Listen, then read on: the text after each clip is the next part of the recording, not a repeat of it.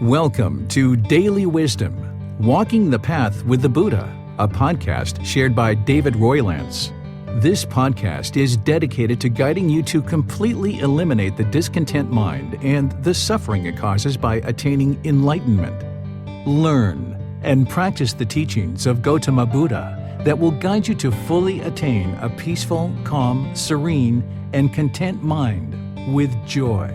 To support this podcast, visit patreon.com/support Buddha or visit buddhadailywisdom.com, where you will discover a full range of courses, retreats, and online learning resources to assist you on the path to enlightenment. Now, here's our teacher to share more.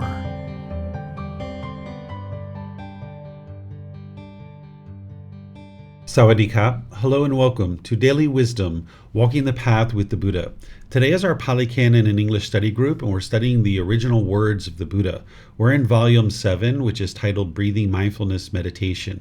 We're going to be studying chapters 21 through 34 today, so I'm going to jump right into it so that we can actually start studying his teachings. The way that we do this particular program is I invite students who are in Zoom to be able to read a chapter. And after a student reads a chapter, then I'm going to share some teachings on that particular chapter and then open up to any and all questions that you guys have related to the teaching that we just talked about. You can ask questions or volunteer to read in Zoom by putting that into the comment section or electronically raising your hand. That way I'll know and you can unmute and you'll be able to either read or ask your questions. If you're in Facebook or YouTube, you can ask questions by putting that into the comment section, and from there I'll be able to see that you have a question and then I'll be able to answer it for you during the class. So welcome to all of you, whether you're joining for the first time or you're joining regularly. Is there anyone who would like to volunteer to read this first chapter? Okay, looks like Leo's going to volunteer. Go ahead, sir. Thank you. Breathing mindfulness meditation, well established. Annoying thoughts and impulses don't exist. Remain focused, monks, on fullness in the body. Have mindfulness of in and out breathing well established in front of you. Remain focused on the inconsistency of all untruths. For one who remains focused on the fullness of the body, the obsession with passion for the property of beauty is abandoned. For one who has mindfulness of in and out breathing well established in front of oneself, any annoying thoughts and impulses don't exist. For one who remains focused on the inconsistency of all untruths, ignorance is abandoned, clear wisdom arises. Focusing on fullness in the body, mindfulness of in and out breathing, seeing the stilling of all untruths, dedicated always. He is a monk who's seen clearly. From that he is there liberated, master of direct knowledge. At peace he is a wise one gone beyond bondage. Okay, thank you, Leo. So here the Buddha is giving us some information beyond just about meditation, but this is in here because he's talking about meditation. He's actually talking about 3 different things. The first thing he's talking about is how to eliminate sensual desire for craving the sensual pleasures through, wanting beauty or having sexual contact. So there's a meditation to be able to help you to accomplish that, where you're working to eliminate sexual craving by being able to see the unattractiveness of the body. This is where you're able to see like the pus, the mucus, the feces, the urine, these kinds of things, because we oftentimes look at the body as being sexually attractive, but that's because we're seeing this outer layer. But what the core problem that the Buddha is helping you to be able to eliminate is that sensual desire, that longing, yearning, chasing after the objects of your affection. And one of the strongest cravings that we have is one of sexual craving. So that's why he's talking about this here. But then he's talking about that when you develop breathing mindfulness meditation, that there's no annoying impulses, and there's those annoying thoughts or impulses are eliminated. The annoying thoughts are the discontentedness because of the craving, desire, attachment. The impulses are the cravings, the longing, where you're just sitting somewhere and you just have this urge to just like grab onto something and crave something. So for an individual who's well developed in mind through breathing mindfulness meditation, then they won't have these annoying thoughts because they will have eliminated their cravings, their desire, the attachment, the longing, the yearning, and they won't have those urges and those cravings that they're just not satisfied with where they are and what they're doing. They're longing, yearning for something else. Then the Buddha talks here about a third thing that is, again, unrelated to meditation, but it's something that is part of the path to enlightenment, that you remain on being focused on inconsistency of untruths. This is going to help you to cultivate wisdom and get to the point where you have the wisdom and knowledge of the path to enlightenment, where you've abandoned the unknowing of true reality, where you need to be able to see what is true and what is false through learning, examining, investigating, through reflecting to independently verify, and through practicing. So this is something that someone on the path is doing in addition to meditation, is they're working to cultivate wisdom. That's what's ultimately going to help you to get to enlightenment.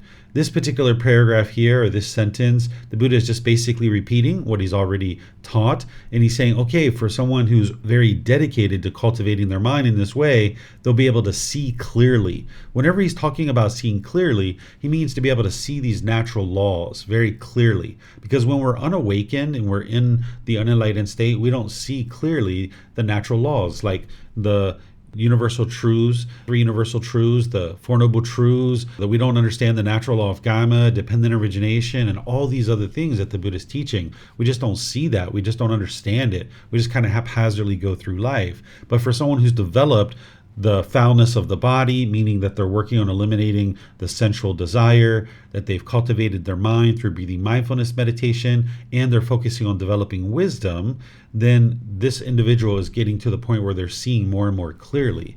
And that's where the Buddha says, okay, this mind is actually liberated, that it's a master of this direct knowledge, meaning that you've independently verified things based on your own direct experience. Sometimes we might kind of want a teacher to tell us everything about what we should or shouldn't be doing. But instead, what we should be doing on the path to enlightenment in order to cultivate wisdom is look through our own direct experience of what we're experiencing in a day-to-day life, contrasting that with the teachings to be able to independently verify them. And as you do that, that's where the mind is actually coming to peace. Because now as you cultivate more and more wisdom, the mind will actually be able to get to the peace or liberation, where the mind is liberated or free. And when the mind is liberated or free, this wisdom, this wise individual, has now gone beyond bondage, where bondage is where the mind is all bound up with craving, desire, attachment, and it's experiencing those discontent feelings over and over and over again. So having done these things that the Buddha is teaching here about developing foulness of the body, developing breathing mindfulness meditation, and cultivating wisdom to dispel all untruths, now you can see clearly, you can get to liberation, you can get to peace, and you can be beyond this bondage where the mind is all bound up. So any questions on this chapter, you can put that into Facebook, YouTube, or Zoom, or you can raise your hand in Zoom and ask any questions that you like. Okay, I'm not seeing any questions. So let's go to the next one, chapter 22. Is there someone who would like to read this? Okay, Samantha. Breathing mindfulness meditation, the Tathagata's dwelling. Monks, if wanderers of other communities ask you, in what dwelling, friends, did the perfectly enlightened one generally dwell during the rains retreat? Being asked thus, you should answer those wanderers thus. During the rains residence, friends, the perfectly enlightened one generally resided in the concentration by mindfulness of breathing. Here, monks, mindful, I breathe in. Mindful, I breathe out. When breathing in long, I know, I breathe in long. When breathing out long, I breathe out long. When breathing in short, I know, I breathe in short. When breathing out short, I breathe out short. I know, experiencing the body, I will breathe in. I know, experiencing the body, I will breathe out. I know, calming the bodily sensations, I will breathe in. I know, calming the bodily sensations, I will breathe out. I know, experiencing joy, I will breathe in. I know, experiencing joy, I will breathe out. I know, experiencing peacefulness, I will breathe in. I know, experiencing peacefulness, I will breathe out. I know, experiencing the mental activity, I will breathe in. I know, experiencing the mental activity, I will breathe out. I know, calming the mental activity, I will breathe in. I know calming the mental activity, I will breathe out. I know experiencing the mind, I will breathe in. I know experiencing the mind, I will breathe out. I know gladdening the mind, I will breathe in. I know gladdening the mind, I will breathe out. I know concentrating the mind, I will breathe in. I know concentrating the mind, I will breathe out. I know liberating the mind, I will breathe in. I know liberating the mind, I will breathe out. I know reflecting on impermanence, I will breathe in. Reflecting on impermanence, I will breathe out. I know reflecting on fading away, I will breathe in. I know reflecting on fading away, I will breathe out. I know reflecting on elimination, I will breathe in. I know reflecting on elimination, I will breathe out. I know reflecting on letting go, I will breathe in. I know reflecting on letting go, I will breathe out. If anyone, monks, speaking rightly, could say of anything, it is a noble dwelling, an excellent dwelling, the Tathagata's dwelling. It is of concentration by mindfulness of breathing that one could rightly say this. Monks, those monks who are trainees, who have not attained their mind's ideal, who dwell aspiring for the unsurpassed security from bondage, for them, concentration by mindfulness of breathing, when developed and cultivated, leads to the destruction of the taints. Those monks who are arahants, whose taints are destroyed, who have lived the holy life, done what had to be done, laid down the burden, reached their own goal, completely destroyed the fetters of existence, those completely liberated through final knowledge. For them, concentration by mindfulness of breathing, when developed and cultivated, leads to a peaceful dwelling in this very life and to mindfulness and clear comprehension. If anyone, monks, speaking rightly, could say of anything, it is a noble dwelling, an excellent dwelling, the Tathagata's dwelling. It is a concentration by mindfulness of breathing, that one could rightly say this. Okay, thank you, Samantha. So the Buddha is talking about the rains retreat here, that during his lifetime, he would suggest that his students stay at a temple and not travel out throughout the countryside, because when it's raining a lot, the ground's really soft. And if you can imagine the thousands of people that were studying with him, if they were traveling from town to town to town to be able to see him or do other things, they're actually walking through people's land. Because today we have well-defined roads and sidewalks, but during that time frame they didn't have that. If you were traveling from one place to the other, you would frequently be cutting through people's property. And if people have planted their crops or they're growing crops and you're walking through on the soft land, you're going to actually destroy this with thousands of people walking. So during the rains retreat, which is 3 months out of the year, essentially from July to about October, but it shifts a little bit each year depending on the lunar schedule, that he would encourage people to stay inside the temple and work on learning and growing and developing. So what he's saying here is, he's saying, suppose his students were asked by other students from other communities, because remember, there's other people who are teaching besides the Buddha, and they were claiming that it was their teachings that led to enlightenment. And he's saying, okay, if they ask you where I dwell, the Tathagata meaning the perfectly enlightened one, where I dwell during the rains retreat, you can let them know it's in breathing mindfulness meditation. That's what I'm doing. I'm doing breathing mindfulness meditation during the rains retreat. And then he goes through and he describes, like he has in other chapters, about how to actually do breathing mindfulness meditation. Then he talks about how this is an excellent dwelling to basically reside in meditation and continuing to meditate throughout a consistent long-term period. But then he goes into this paragraph here.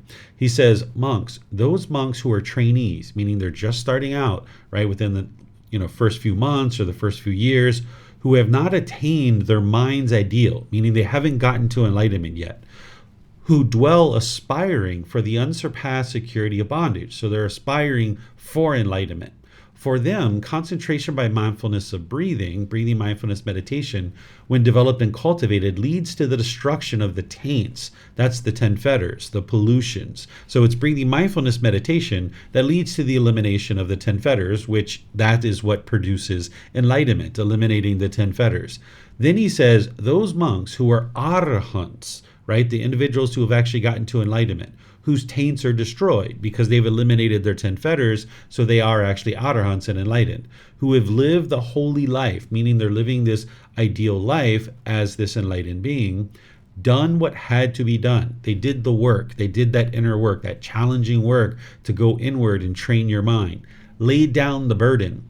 The burden is craving, desire, attachment. When you're carrying around craving, desire, attachment, and you're chasing after things, you'll get happy when you get what you want, but you'll get sad or frustrated or agitated when you don't get what you want. And this is a real burden. This is why you might get home at the end of your day and you're like, this was the perfect day. Everything was wonderful. It was so great. That's because your cravings were getting fulfilled. But if you go through your day and your cravings aren't getting fulfilled, you'll get home and you'll say, this was a horrible day. It was so hectic. I'm so exhausted. That's because the mind is actually chasing and chasing and chasing and chasing. And now because it's chasing after things, the mind, when it doesn't get what it wants, it experiences that exhaustion. And that's a real burden to carry around on your shoulders. So that's what he's talking about when he says lay down the burden. Reach their own goal. So reach the goal of enlightenment. Completely destroyed the fetters. Completely destroying the fetters is those 10 fetters. Those completely liberated through final knowledge. When you understand the entire path to enlightenment, as an arahant, you've eliminated all the 10 fetters, you've acquired final knowledge. You fully understand with wisdom the exact path to enlightenment and how to actually get to enlightenment. So we call that final knowledge. For them, for the people who have gotten to enlightenment and they're experiencing all these benefits, concentration by mindfulness of breathing or breathing mindfulness meditation, when developed and cultivated, leads to a peaceful dwelling in this very life, to mindfulness and clear comprehension. So what he's saying is that if you're interested in getting to enlightenment, because these other beings that are enlightened are doing meditation, if you're interested in getting to enlightenment, you're going to need to do breathing mindfulness meditation. That's the goal, to be able to get the mind to enlightenment. And breathing mindfulness meditation is one of the tools and techniques that you need to be able to accomplish that. It's not the only thing, but it's one of the things. So then he kind of sums it up with saying, okay, anybody who is interested in this breathing mindfulness meditation, this is that excellent dwelling, right? So the Buddha is never guilting, shaming, or fearing you into doing anything. He's not trying to convince you of anything. He's just saying, hey, if you would like to get to enlightenment and you would like to experience this enlightened mental state, you're going to need to be able to do this breathing mindfulness meditation. That's what's actually going to lead to your enlightenment, the breathing mindfulness meditation. And he's saying, this is what I did in order to get to enlightenment. And now if you would like to accomplish that too, you're able to accomplish that through this meditation. So I'm going to pause here and see what questions you guys have about this chapter 22 from volume 7. If you would like to ask a question, you can put that into Facebook, YouTube, or Zoom, or you can raise your hand in Zoom and unmute, and then you can ask any and all questions that you like. All right. So doesn't look like we have any other questions. So we're just going to go to chapter 23. Would somebody like to volunteer to read chapter 23? Okay. Looks like Vibhav. Go ahead, sir. We can't hear you yet, Vibhav. You're unmuted. It's just that maybe your audio, your mic's not working. Maybe you can work on that, Vibhav. If there's someone else who would like to read, you're more than welcome to. Oh, there you go. Yep, we got you. Go ahead, sir. Through breathing mindfulness meditation, no shaking or trembling occurs in the body, and no shaking or trembling occurs in the mind. At Savatthi, now on that occasion, the Venerable Mahakapina was sitting not far from the perfectly enlightened one, with his legs folded crosswise, holding his body straight, having set up mindfulness in front of him. The perfectly enlightened one saw him sitting nearby, with his legs folded crosswise, his body straight, having set up mindfulness in front of him. Having seen him, he addressed the monks thus, "Monks, do you see any shaking or trembling in this monk's body?" "Venerable sir, whenever we see that venerable one, whether he is sitting in the midst of the community or sitting alone in private, we never see any shaking or trembling in that venerable one's body." Monks, that monk gains at will, without trouble or difficulty, that concentration through the development and cultivation of which no shaking or trembling occurs in the body, and no shaking or trembling occurs in the mind. And what concentration is it through the development and cultivation of which no shaking or trembling occurs in the body, and no shaking or trembling occurs in the mind? It is, monks, when concentration by mindfulness of breathing mindfulness meditation, has been developed and cultivated, that no shaking or trembling occurs in the body, and no shaking or trembling occurs in the mind. And how, monks, is concentration by mindfulness of breathing developed and cultivated so that no shaking or trembling occurs in the body and no shaking or trembling occurs in the mind. Here, a monk having gone to the forest, to the foot of a tree, or to an empty hut, sits down, having folded his legs crosswise, straightened his body, and set up mindfulness in front of him. Just mindfully breathes in, mindfully breathes out. He trains thus, experiencing the whole body. Repeat as at chapter 1. He trains thus, reflecting on letting go, I will breathe in. He trains thus, reflecting on letting go, I will breathe out. It is, monks, when concentration by mindfulness of breathing has been developed and cultivated in this way, that no shaking or trembling occurs in the body and no shaking or trembling occurs in the mind. Thank you. Okay, thank you, sir. So if you guys have ever been sitting somewhere where you're just like kind of like bobbing your knee or like tapping your finger or, things like this where there's like this repetitive movements in the body, this is from what's going on in the mind. The mind, if it's shaken up or it's got lots of overactivity, there's going to be this shaking in the body or trembling in the body. But when you train the mind and your mind's nice and calm and steady and still, then you'll notice the same thing about the body as well. So what the Buddha is saying is this breathing mindfulness meditation is what leads to that. Because by you training your mind and getting rid of that overactivity, that restlessness in the mind, you'll get rid of the restlessness in the body. So this is how you actually do it, is through breathing mindfulness meditation. Yet again, another benefit of breathing mindfulness meditation. So let me know if you guys have any questions here on this particular chapter. You can put that into Facebook, YouTube, or Zoom. Okay, I'm not seeing any questions, so we're going to keep on going. This is chapter 24. Looks like Keely would like to read. Go ahead, ma'am. Okay, thank you. The final in-breaths and out-breaths are known. Rahula developed meditation on mindfulness of breathing. Breathing mindfulness meditation. When mindfulness of breathing mindfulness meditation is developed and cultivated, it is of great fruit and great benefit. And how is mindfulness of breathing mindfulness meditation developed and cultivated, so that it is of great fruit and great benefit? Here, Rahula, a monk, gone to the forest or to the foot of a tree or to an empty hut, sits down, having folded his legs crosswise, set his body erect, and established mindfulness in front of him. Ever mindful he breathes in, mindful he breathes out. Breathing in long, he knows I breathe in long, or breathing out long, he knows I breathe out long. Breathing in short, he knows I breathe in short, or breathing out short, he knows I breathe out short.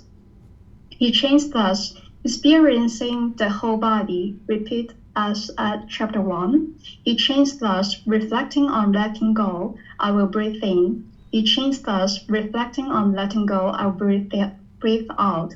Rahula, that is how mindfulness of breathing mindfulness meditation is developed and cultivated, so that it is of great fruit and great benefit. When mindfulness of breathing mindfulness meditation is developed and cultivated in this way, even the final in-breaths and out-breaths are known as they cease, not unknown. That's all. Thank you. Okay, thank you, Keely. So here, the Buddha is saying that through breathing mindfulness meditation and practicing and cultivating that over the course of your life, when you get to your final in-breath and your final out-breath, you will know that that's what is occurring. If you've ever been around somebody who does breathing mindfulness meditation and is training their mind and they've actually died, because here in Thailand, we're typically with our relatives when they die, you can be aware and you can see that they know when they're actually breathing in and out for their last out breath. They will typically take one last big breath, like, and then that's when they die. And they know that that's what's occurred, that they are getting ready to take their very last in-breath and their very last out-breath before death is occurring. And this can be helpful because you can maintain your calmness and your stillness. If you've already gotten to enlightenment, you'll be calm and still within the mind, prior to death and up all the way up until death. But if you haven't gotten to enlightenment yet, it's kind of nice to know, okay, here I am, the very last in-breath and out-breath, and maintaining stillness and calmness in the mind. Because if there's going to be rebirth, meaning that there was an enlightenment at death, then if there's going to be rebirth, you can have an improved rebirth from the development of your mind all the way through your life, and then now at the very last in-breath and out-breath, maintaining the mind's calmness and composure. Do you guys have any questions on this chapter? You can put that into Facebook, YouTube, or Zoom, or you can raise your hand in Zoom. Okay, no questions here. All right, this is chapter 25. Would someone like to read this one? Okay, Leo, go ahead, sir. Thank you. One who perceives non-self eradicates the conceit I am. When monks, a monk has wholesome friends, wholesome companions, wholesome comrades. It can be predicted of him that he will be virtuous. One who resides restrained by the training guidelines possessed of wholesome conduct and resolving difficult situations, seeing danger in the slightest faults. Having undertaken the training guidelines, will train in them. When a monk has wholesome friends, wholesome companions, wholesome comrades, it can be predicted of him that he will get to hear at will, without trouble or difficulty, talk concerned with the holy life. That is conducive to opening up the heart. That is talk on elimination of desires, on contentment, on solitude, on not getting bound up, on arousing energy, on virtuous behavior, on concentration, on wisdom, on liberation, on the wisdom and vision of liberation. When a monk has wholesome friends, wholesome comrades, wholesome companions, wholesome comrades, it can be predicted of him that he will arouse energy for abandoning unwholesome qualities and acquiring wholesome qualities. He's strong, firm in effort, not casting off the duty of cultivating wholesome qualities. When a monk has wholesome friends, wholesome companions, wholesome comrades, it can be predicted of him that he will be wise, possessing the wisdom that discerns arising and passing away, which is noble and penetrative and leads to the complete destruction of discontentedness. Having based himself on the 5 things, the monk should develop further 4 things. First, the perception of unattractiveness of the body should be developed to abandon lust. Second, loving kindness should be developed to abandon ill will. Third, mindfulness of breathing should be developed to cut off thoughts. 4, the perception of impermanence should be developed to eradicate the conceit I am. When one perceives impermanence, the perception of non-self is stabilized. One who perceives non-self eradicates the conceit I am. Nibbana. It is in this very life. Okay, thank you, Leo. So here, you guys have seen this section before, if you've been studying with me for any amount of time, that this is the 4 different types of meditations that the Buddha taught. These are the only 4 types of meditation that he taught. And what you would like to do is develop a meditation practice based on the same things that the Buddha did, because it's what he did that's actually going to lead to your enlightenment. That's why he's a Buddha. He figured out how to do this himself. So if you introduce anything from outside that isn't part of the teachings of the Buddha, you're just taking your mind potentially in the opposite direction of what the Buddha is actually teaching you. So this first part, which you guys may not have seen before, is where the Buddha is talking about developing wholesome friends, companions, and comrades. Because by you having wholesome people, your mind will tend to lean in the direction of enlightenment where you're influenced by those things. So you would like to be able to see this danger even in the slightest faults, meaning that if you make even the slightest little bit of unwise decision with the slightest little bit of craving in that decision, there's going to be a certain unwholesome result that comes because of that. So you need to be able to see that level of detail in the decision making, and then make decisions to associate with wholesome individuals that are into wholesome things without being judgmental, but just making wise decisions about how people function that you would like to ensure that you're surrounding yourself with individuals who are into wholesome things so that your mind can be practicing this wholesome moral conduct. And then the Buddha is basically talking about that here and things that you guys have seen before in different ways. And then ultimately getting to the 4 types of meditations that he taught. The first one is to eliminate sexual cravings. And some people would need this meditation, some people won't, because depending on the level of your sexual cravings that you have in the mind, you may need this meditation. In order to get to enlightenment, each individual would need to eliminate sexual contact, but when or how or if you decide to do that is totally your choice. But if you need help with that, to either knock down your sexual craving or get rid of it 100%, there's a meditation to help you with that. The loving kindness meditation is there to help you eliminate anger, hatred, ill will, and all those lesser versions like frustration, agitation, annoyance, irritation, all those different things, even negative self-talk within one's own mind. It will help you to be more loving and kind to all beings, including this being who you are. Here, the Buddha is saying that mindfulness of breathing or breathing mindfulness meditation is helping you to develop the ability to cut off your thoughts. And this is really helpful for you. He's not teaching you to eliminate your thoughts, but to be able to cut them off. So you can have discipline and control of the mind so that in day-to-day life, when you notice an unwholesome thought coming up, you can cut that off and let it go. You want to punch your boss in the face? Cut that off and let it go. It's going to cause you harm, right? Because if you cause harm to your boss, this is going to cause harm to you. If you have this overwhelming urge to go out and have sexual contact with lots of different people, you can cut that off. If you notice this anger or frustration arising, you can cut that off. If you notice conceit or harshness or bitterness or resentment arising, you can cut that off. If you've been training in meditation and developing that quality, now in your day-to-day life, you'll be able to cut that off and let it go. And then there's a meditation to help you realize non-self. This is a specialized meditation that not everyone's going to need in order to cultivate the mind and realize non-self, but it's there for people who need it. Everybody's going to need to realize non-self, even just to get to the first stage of enlightenment, but not everybody needs this meditation to actually accomplish that. But there's a meditation that is available for you to be able to help you with this. So these are the 4 meditations. The first 2 that you would like to focus on is this breathing mindfulness meditation and the loving kindness meditation. Everybody's going to need those because it addresses craving and anger. And then you're working to cultivate the mind with wisdom. So it eliminates craving, anger, and then ultimately you're cultivating wisdom through your day-to-day life. Those are the 3 poisons or 3 unwholesome roots.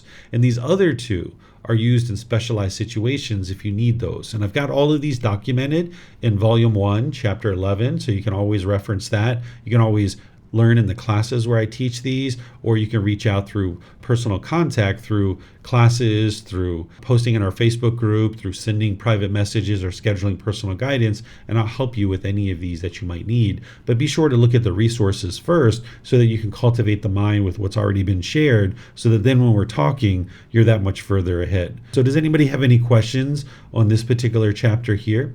You can put that into Facebook, YouTube, or Zoom. Looks like Leo has a question. Go ahead, sir. Yeah.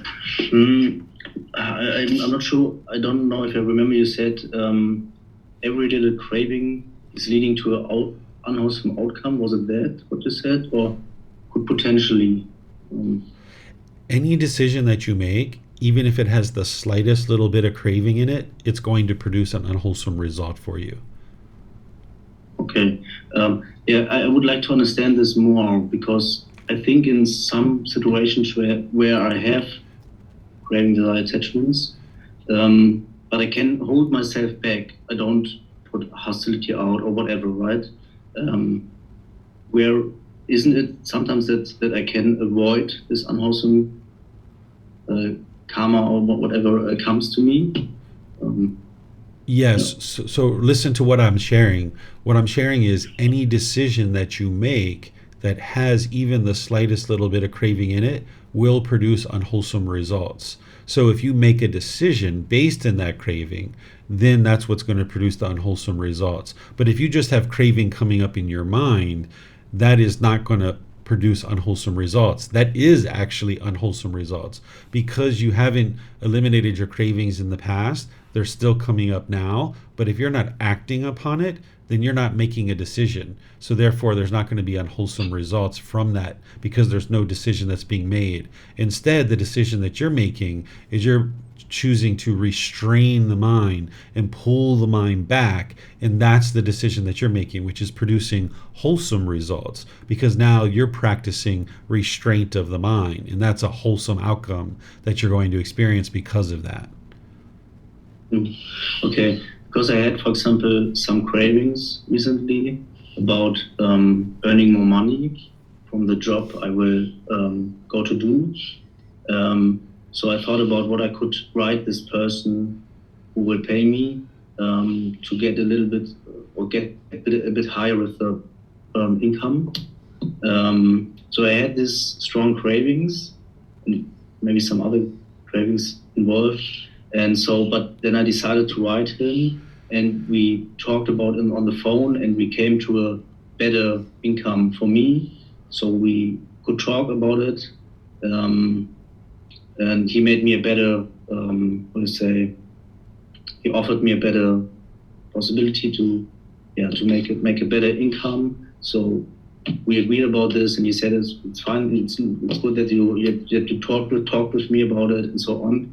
So I cannot see the unwholesomeness here in this situation. Okay, so it's even I okay. did it out of craving, right? Yeah. So there might have been a craving that came up that you wanted more money, right? But then when you contacted him, you didn't act upon the craving. You spoke with right speech, it sounds like, that you had right intention, right speech, and right action. So you weren't acting upon it through your actions and the decisions that you were making.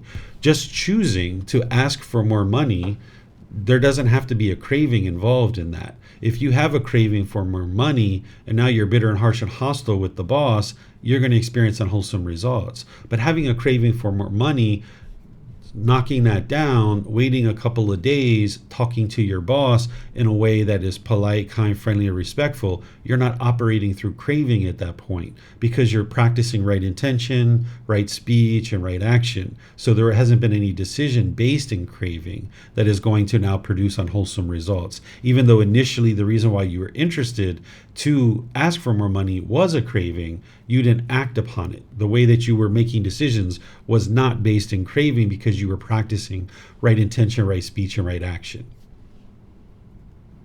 Okay, difficult for me to see right now, because right before that I had this craving, and I didn't wait a few days. Right away we talked, and the whole day I had these cravings in my mind and this frustration that I made this mistake. And in this situation, you're saying that I could somehow put this aside. Okay, I just cannot see it right now, but I will think about it. Okay, let's help you a little bit here, Leo.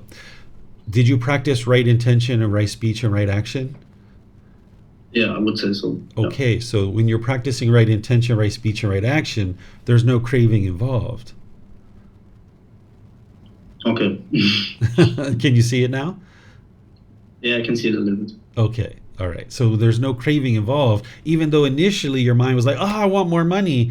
You ultimately practice through your actions of right intention, right speech, and right action. And those are the wise decisions that you're making. And that's the benefit of knowing something like the Eightfold Path, is that when you see craving come up in your mind, you can restrain it, and now you choose through wisdom to practice right intention, right speech, and right action. So you need to be able to see it as two different things. There's the initial craving, but you restrained it, and you ultimately practiced right intention, right speech, right action, which whenever you're practicing the Eightfold Path, it's going to produce wholesome dhamma, or wholesome results.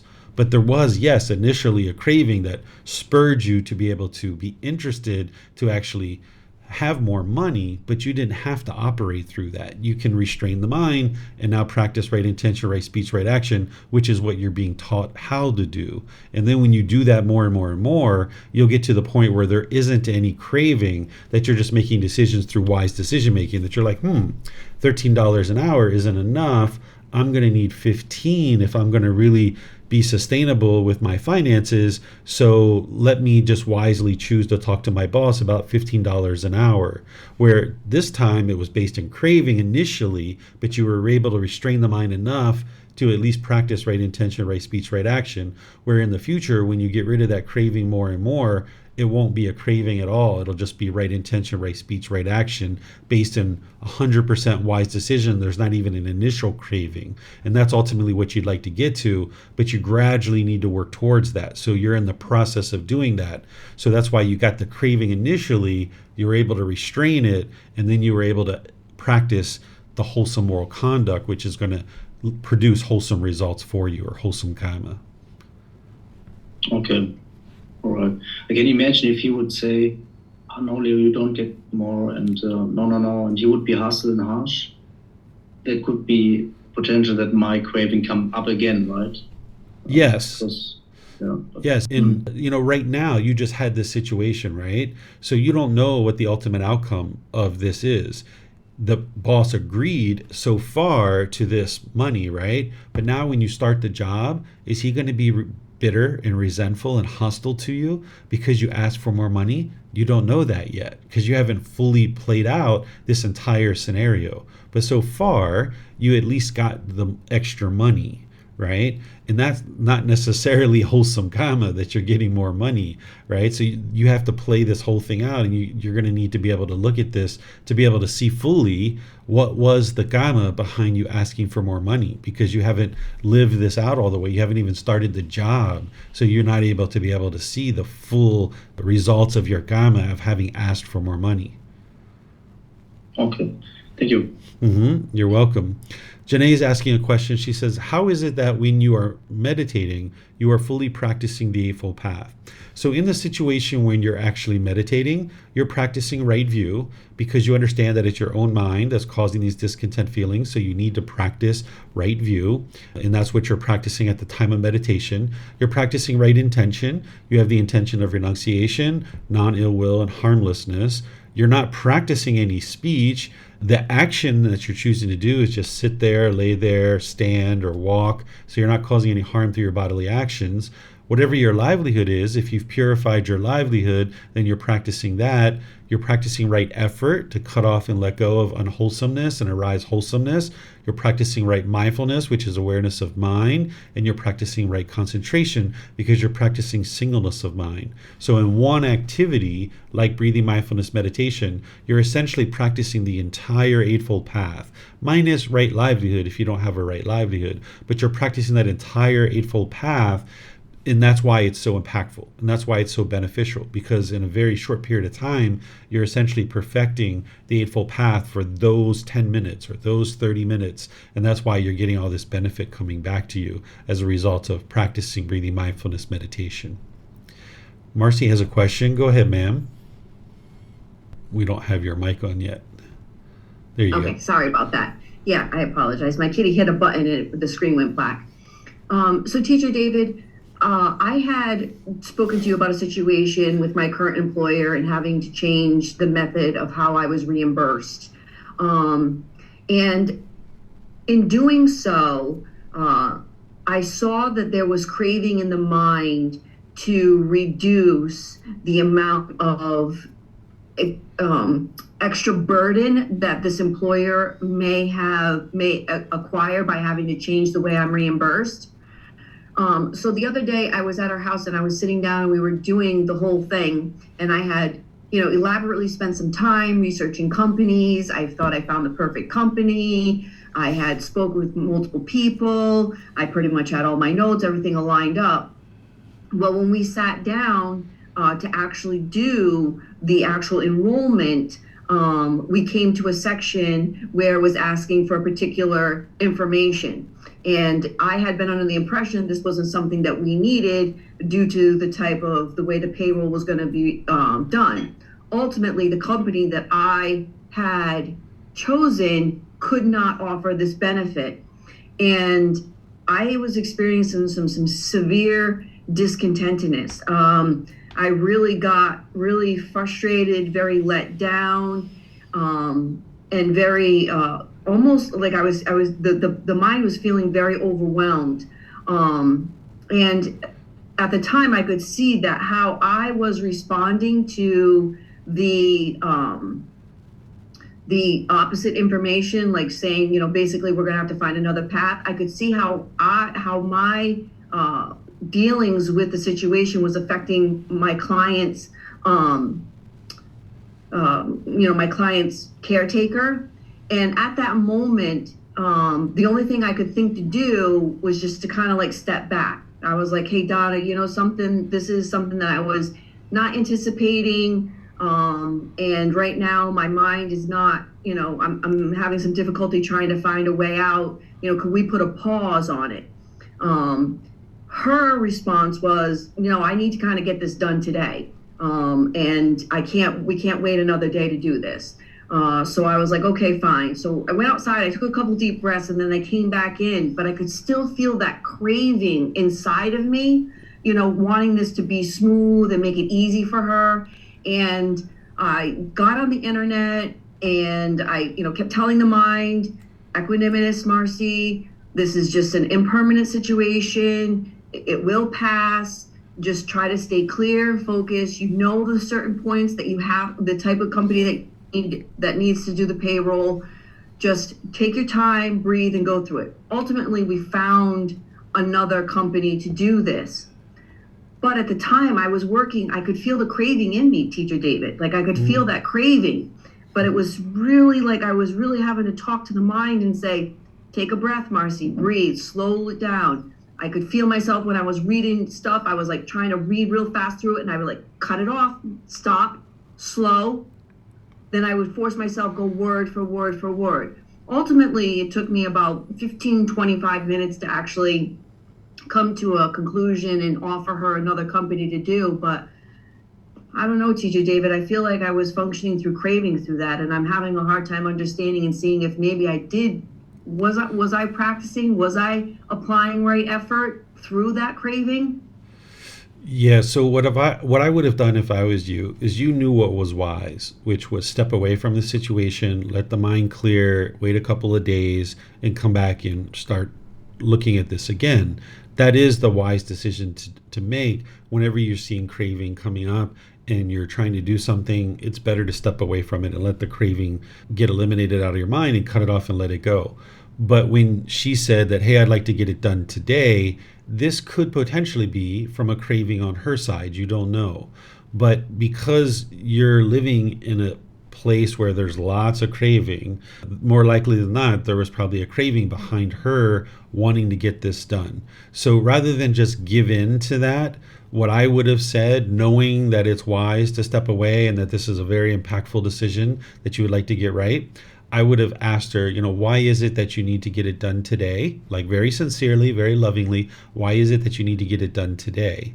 And listen to what she has to say. And more likely than not, what you're going to find is that you could potentially propose to her. You say, okay, I understand you would like to get it done today because you would like to have a decision today.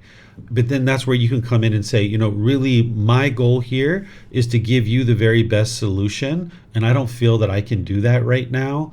And it's better if I step away from this situation. Let me take some time to look at it at home. And when I come back and we're back together in a day or two or three or whatever it is, that then I can offer you a solution. So just because somebody says that I want to get it done today doesn't mean that the conversation needs to end. It means that you're not interested in forcing it. You're not interested in pushing this person, but you can ask them questions. Why do you need to get it done today? Maybe she says, oh, well, I only have this much money, and if I do it tomorrow, I'm going to have to spend an extra $5. And you're like, you know what? I'll give you that $5. No big deal. How about if I give you that $5 and we do this tomorrow? So whatever her hang up is that she wants to do it today, you might actually be able to address it and get her to be able to see that it's better to postpone it. So even though you didn't have that wisdom at that time, I'm sharing this with you now. So in the future, you'll be able to do these kinds of things.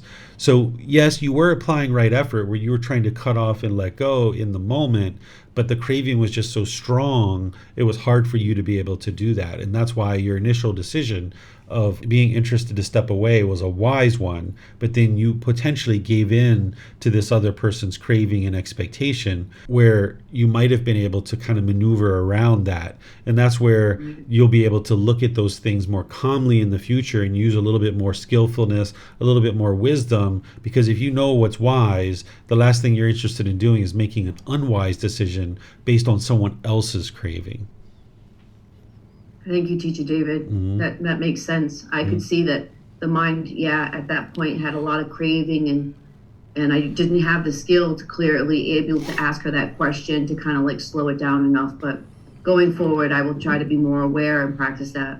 Yeah, these are things that the mind usually has craving about. When it comes to money, when it comes to life partners, when it comes to children, these are things when it comes to your work. These are things that the mind tends to have really strong craving about, like your parents, things like this. So when you're making decisions about these kinds of things, you would like to really take your time and be observant if there's any craving there, because you might need to step away in some of these situations and give the mind time to calm down. There were times where when me and my wife were trying to work through these teachings, that we would have some certain problem and we would step away for what I thought was going to be an hour or two, but it ended up being several days or maybe even a week or two that I felt like I had fully gotten rid of this particular attachment and I was ready to have this conversation. So you're going to need to have that discipline and that control. And then when other people are having craving, you need to be aware of that and don't allow their craving to become your craving, because you could work yourself into a situation where your craving to please your client is overpowering you, and now you're giving in to their craving, and now you end up making an unwise decision. Yeah, almost like a snowball effect, bouncing off of each other, just escalating it. Yeah, that's exactly what took place. All right, thank you so much, Teacher David. I appreciate it. Yeah, and at the height of this, the next thing you know, you're out of a job, right? So that's what you're not interested in getting to. All right, let me see if we have any other questions. I don't see anything anywhere else. So let's go to the next one. Is there someone who would like to read this? This should be chapter 26. And let me see. It looks like Keely and Marcy both have their hand up. So the first part of this section we haven't read yet, but the other part we just read. So go ahead, Keely, if you'd like to read that. And then Marcy will come to you next. Okay, thank you. Things that lead to the liberation of mind. Mahaya, when liberation of mind has not developed, 5 things lead to its development. What 5? 1. Here, Mahaya, a monk has wholesome friends, wholesome comrades.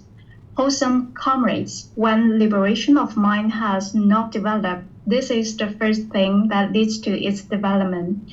2. Again, a monk is virtuous, practicing moral conduct.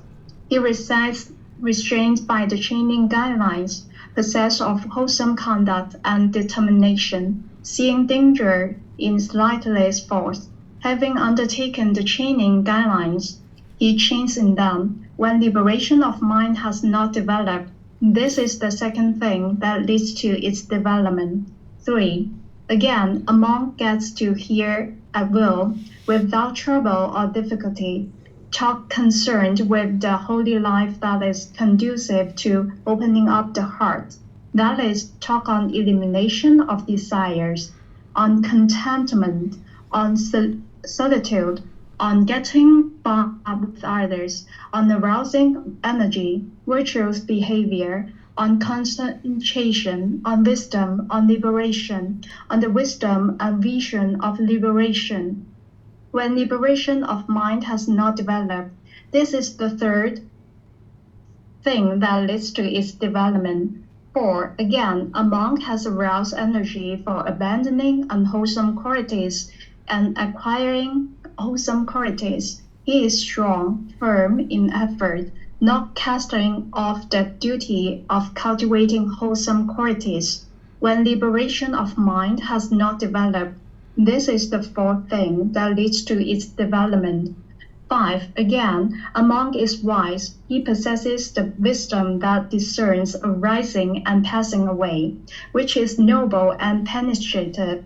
and leads to the complete destruction of discontentedness when liberation of mind has not developed. This is the fifth thing that leads to its development. We've read all this other stuff. Keely, we just actually read it, so we can stop there since we have so many chapters today. Okay, no problem. Thank you. Thank you. So these are the 5 things that the Buddha is talking about that need to be developed, and then another 4 things, which is the meditation. So here, these are all things that are really self-explanatory that we've talked about at different times. The development of wholesome friends. You guys understand how that leads to enlightenment because you're going to be influenced by positive things. Then developing this moral conduct, being able to see the danger in the slightest faults of this natural law of karma. Then this third one, where he's talking about hearing the teachings, hearing the true teachings that lead to enlightenment, right? This is part of what's going to lead to your liberation. If you're not having the opportunity to be able to hear the true teachings, then you're not going to be able to actually experience enlightenment. So this is one of the things that you guys have the ability to learn the true teachings through books and audiobooks, videos, podcasts, coming to classes and courses, retreats, getting personal guidance. This is something that you guys have access to. Then applying the energy to abandon unwholesome qualities and acquire wholesome qualities, and being dedicated and firm in that effort, right? Not casting that off or being complacent, but you stay dedicated and determined. And then the fourth one is that you're developing this wisdom of things that are arising and passing away. That's the universal truth of impermanence, right? So if you develop this is the very first teaching that the Buddha teaches in order to help you understand the Four Noble Truths. So these are the 5 things that he's saying that you need to develop and cultivate these in order to be able to make your way to enlightenment. Among other things, of course, but these are 5 things to pay close attention to. So if you haven't developed these 5 things, be sure that you're doing that. Let me know what questions you guys have here, because this is what's leading into then the 4 things of the meditation. Okay, I'm not seeing any questions. So now we'll go to chapter 27. Is there someone who would like to read this one? I think this is actually quite long. Let me see something here. Just because of our time today, I think what I'm going to do, that's right, Marcy, I think was supposed to be reading this one. Marcy, we can read all the way up to this part where we go into the meditation, because we've read the meditation part before. If you'd like to read that, go ahead, ma'am. 10 perceptions of curing of an affliction. If Ananda, you visit a monk, Gramaanda, and speak to him about 10 perceptions, it is possible that on hearing about them, his sickness will immediately subside. What are the 10? The perception of impermanence, the perception of non-self, the perception of unattractiveness of the body, the perception of danger, the perception of abandoning, the perception of freedom from strong feelings, the perception of elimination, the perception of non-delight in the entire world, the perception of impermanence in all conditioned mental objects, and mindfulness of breathing mindfulness meditation. And what Ananda is the perception of impermanence. Here, having gone to the forest, to the foot of the tree, or to an empty hut, a monk reflects thus: form is impermanent, feeling is impermanent, perception is impermanent, volitional formations are impermanent, consciousness is impermanent. Thus, he residing, reflecting on impermanence in these 5 aggregates subject to clinging. This is called the perception of impermanence. And what Ananda is the perception of non-self. Here, having gone to the forest, to the foot of a tree or an empty hut, a monk reflects thus: the eye is non-self, forms are non-self, the ear is non-self, sound is non-self, the noise is non-self. Right on cue. I apologize. Sounds are non-self. Yeah, right. The noise is non-self, odor is non-self, the tongue is non-self, flavors are non-self, the body is non-self, physical objects are non-self, the mind is non-self, mental objects are non-self. Thus, he resides, reflecting on non-self as these 6 internal and external sense bases. This is called the perception of non-self. And what Ananda is the perception of unattractiveness of the body. Here, a monk reviews this very body upward from the soles of the feet and downward from the tips of the hairs, enclosed in skin, as of many kinds of impurities. These are in this body: hair of the head, hair of the body, nails, teeth, skin, flesh, sinews, bones, bone marrow, kidneys, heart, liver, plural, spleen, lung, intestines, mesentery, stomach, excrements, bile, phlegm, pus, blood, sweat, fat, tears, grease, saliva, mucus, fluid of joints, urine. Thus resides reflecting unattractiveness in this body. This is called perception of unattractiveness of the body. And what, Ananda, is the perception of danger? Here, having gone to the forest, to the foot of the tree, or to an empty hut, a monk reflects thus: this body is the source of much pain and danger, for all the sorts of afflictions arise in this body. That is, eyes disease, disease of the inner ear, nose disease, tongue disease, body disease, head disease, disease of external ear, mouth disease, tooth disease, cough, asthma, katahara, pyrex, fever, stomach ache, fainting, dysentery, grips, chlora, lipsui, boils, eczema, tuberculosis, epilepsy, ringworm, itch, scab, chickenpox, scabies, hemorrhage, diabetes, hemorrhoids, cancer, fistula, illness originating from the bile, phlegm, wind, or the combination. Illness produced by change of climate, illness produced by careless behavior, illness produced by assault, or illness produced as a result of unwholesome karma, and cold, heat, hunger, thirst, defecation, urination. Thus he resides reflecting on danger on this body. This is called perception of danger. And what, Ananda, is perception of abandoning? Here, a monk does not tolerate an unarisen sensual thought. He abandons it, dispels it, terminates it, and obliterates it. He does not tolerate an unarisen thought of ill will, an unarisen thought of harm. Evil, unwholesome states, whenever they arise, he abandons them, dispels them, terminates them, and obliterates them. This is called perception of abandoning. And what, Ananda, is the perception of freedom from strong feelings? Here, having gone to the forest, to the foot of the tree, or to an empty hut, a monk reflects thus: this is peaceful, this is superb. That is, the sealing of mind activities, the letting go of all greed, the destruction of craving, freedom from strong feelings, nibbana. This is called the perception of freedom from strong feelings. And what, Ananda, is the perception of elimination? Here, having gone to the forest, to the foot of the tree, or to an empty hut, a monk reflects thus: this is peaceful, this is superb. That is, the stilling of the mind's activities, the letting go of all greed, the destruction of craving, elimination, nibbana. This is called perception of elimination. And what, Ananda, is the perception of non-excitement in the entire world? Here, a monk refrains from any engagement and clinging, mental standpoints, adherence, and underlying tendencies in regard to the world, abandoning them without clinging to them. This is called the perception of non-excitement in the entire world. And what, Ananda, is the perception of impermanence in all conditioned mental objects? Here, a monk is repelled, unenthusiastic, and disinterested by all conditioned mental objects. This is called perception of impermanence in all conditioned mental objects. And what, Ananda, is mindfulness of breathing? Here, a monk, having gone to the forest, to the foot of the tree, or to an empty hut, sits down, having folded his legs crosswise, straightened his body, and established mindfulness in front of him. Just mindful he breathes in, mindful he breathes out. Okay. Want me to stop there, teacher David? Yeah, that's where he goes into all the meditation. Oh, okay. And then he just kind of finishes it up down here. Okay, so thank you, Marcy. So here, the Buddha is going through these 10 things that need to be developed. And here it's being talked about as curing this affliction or this illness, but these are also the same things that lead to enlightenment as well.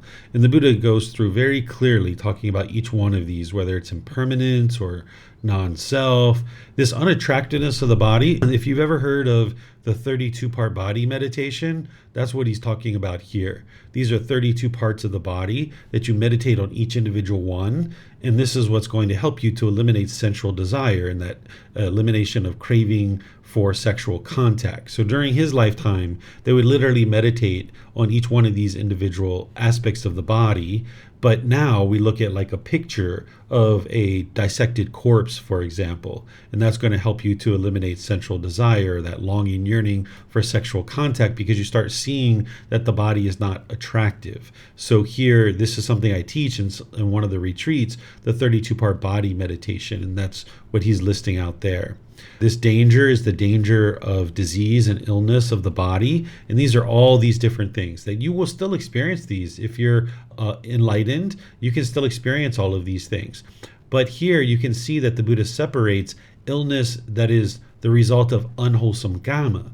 Right? There's a difference between experiencing an injury of the body versus it coming from unwholesome kamma. These are two different things. Sometimes people think that when somebody's injured or they experience, like I just experienced this motorbike accident, there were people that were like, oh, isn't that unwholesome kamma? And I needed to help them to understand that no, this wasn't from unwholesome kamma, this was from impermanence. So you can see the Buddha separating that here, that there's illnesses that occur, and then there's illnesses that occur as a result of unwholesome kamma. And these particular things up here, they could also be occurring from unwholesome kamma, but you need to be able to look at it closely to know. So let's just take one of these things, like scabies, okay? You can get scabies from sexual contact, like say you're having sex with 3, 4, 5, 6 different people in 1 week. That is the unwholesome kamma of having chosen to have sex with all those people. But you could also go to a hotel room and choose to sleep in this hotel room, and now you could actually get scabies just by sleeping in the hotel room too. This wasn't unwholesome kamma. This was a result of just decision to stay in this particular hotel, and now in that hotel you're experiencing this illness of the body. It's not necessarily coming from an unwise decision necessarily. It could be, but it may not be. So you need to be able to see the difference between these things. Then here he's talking about abandoning. This is something that you guys have learned about through the Eightfold Path, where you're applying right effort to abandon unwholesome qualities of the mind and cultivate wholesome qualities. Then the Buddha is talking here about these elimination of strong feelings, then talking about elimination, talking about non-excitement in the entire world. This is good for you guys to see this, because sometimes when people see that the Buddha is teaching non-excitement in the entire world, they're like, isn't that a pessimistic view to think that, you shouldn't be excited about the world? Well, remember, he's talking about the conditional feelings related to that. And here he's giving you a detailed description of clinging to these mental standpoints and adherences and these underlying tendencies in regards to the world, abandoning those and not clinging to those. So by the time you get to enlightenment, you'll thoroughly be enjoying the world. It's just that you won't find this conditional excitement, these conditional pleasant feelings, because you're not clinging to all these different things about the world. Then this 9th one, he's talking about the perception of impermanence related to all conditioned mental objects. So here he's talking about being unenthusiastic and disinterested by conditional mental objects. The mental objects are those 10 fetters. Those are the conditional mental objects, that you're unenthusiastic about conceit and arrogance, where before we might have puffed up and pushed out our chest and boasted about how great we are, and we found that to be very wonderful perhaps at some point in our life. But eventually you get to the point where you're just unenthusiastic about that, and you're just not interested in puffing up like that, because you know what that's going to incur, that there's going to be unwholesome results because of it. So you'll get to the point where you would like to not have this enthusiasm around these mental objects that you're learning about, even though in the past you might have, but now you get to the point where you're disinterested in them. Or even like sensual desire, where we might have chased after sensual desire in the past, we were craving and longing and yearning, where now we become disinterested in this as a conditional mental object. And then the Buddha is talking here about meditation and developing that, which is the whole reason why this discourse is actually in this book, because it's all about meditation. So I'm going to see what questions you guys have here on any of this chapter. Remember, you can put that into Facebook, YouTube, or Zoom, or you can raise your hand in Zoom and ask any questions that you like. So Vibhav, you have a question? Go ahead, sir. Thank you, Teacher David. I had a question on the first paragraph. Actually, it says that this is the first one, the first top on the top. Oh, okay. I'm wondering how hearing about these 10 perceptions that the monk would possibly the sickness subside? I would need to know what the sickness is in order to be able to understand that. Here, there isn't any details about what the actual sickness is, but sometimes sicknesses could be a mental, they might be thinking of it as mental or physical, or there could be some craving, desire, attachment that's in the mind that the mind's holding on to. So it really just depends on, what the sickness actually is. I wouldn't be able to speak on that because I don't have the details here. But learning any of these kinds of things is going to actually be able to help you in your day-to-day life, be able to get to enlightenment.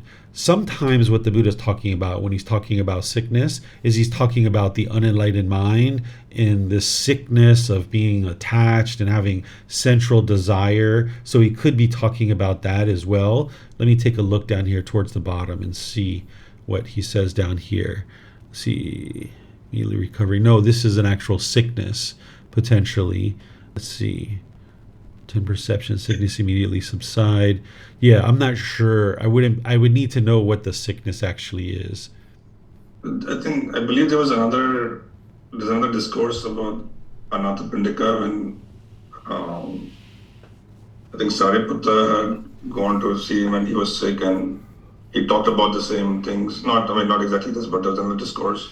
Yep. And also he was having some pain, and after Sariputta talked to him about either the Four Noble Truths or Eightfold Path, that his sickness went away. So I think this seems to be a little bit similar to that in terms of somebody being sick and hearing the Eightfold Path or the Four Noble Truths, or this perception that their sickness disappears, the pain disappears. Yeah, if you can think back to times where you've been sick and you're kind of like moaning and groaning in the bed and you really want to go outside and you can't go outside, if you would have learned things like impermanence, like, hey, the sickness is impermanent, you're going to get over it, it's okay, right? These kinds of things that the Buddha's talking about here, this can actually help you to overcome a particular sickness. But it's not like you hear these teachings and you're instantly going to get well. It's not anything mystical or magical like that, but it does help you, because one of the things that encourages sickness along in the body is the stress and anxiety that's going on in the mind, which is caused by craving, desire, attachment. So that if you can give the mind a reprieve of craving, desire, attachment, and you can reduce some of that stress or anxiety in the mind, you can see some improvement to the condition of the body and the sickness in the body. So that's another thing that the Buddha could be referring to here as well, that learning these things is going to help you overcome the mental affliction, which is then ultimately going to help you with the bodily affliction too, because the things that are going on in the body is coming from the mind. So if you can clear up the mind, it's going to help to clear up the body. Thank you. Yep. Okay, Marcy, you have a question? Yes, Teacher David. So the Buddha speaks about like physical pain is a two arrow. Am I correct? So there's the initial injury and then the mental affliction that follows it. So I, about 2 weeks ago, I slipped on some ice and I fell directly on my knee. And it was very, very painful. But I laid there and I was like, okay, let's see. Can I feel my leg? Can I feel my hip? Okay, fine. And I kind of just said to myself, all right, this is an impermanent. Yes, it's uncomfortable right now, but it's impermanent. And I immediately, I was able to get up. I iced it. I did what I needed to do.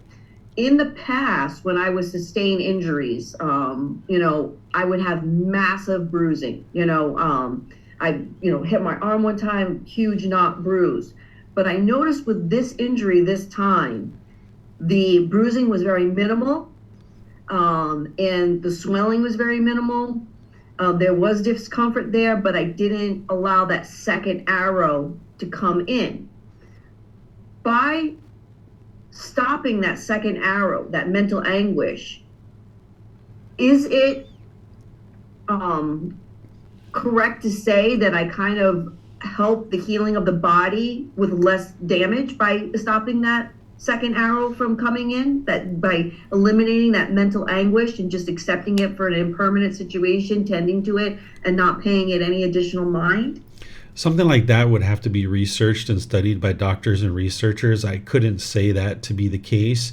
I've had, 2 or 3 times where I've experienced these kinds of, or since I've trained my mind, and, I can see how there's not any mental anguish there, but whether there would have been more or less physical issues because of having the mind trained, I wouldn't be able to say. And if I did, it would just be anecdotal based on my own personal experiences, where, scientists and researchers could study this. Like if we had 500 enlightened beings and they were all injured, and then we had 500 unenlightened beings and they were injured in exactly the same way, and we compared that, there could potentially be, over multiple studies, this kind of thing could be figured out, but I don't have any kind of insight into that right now.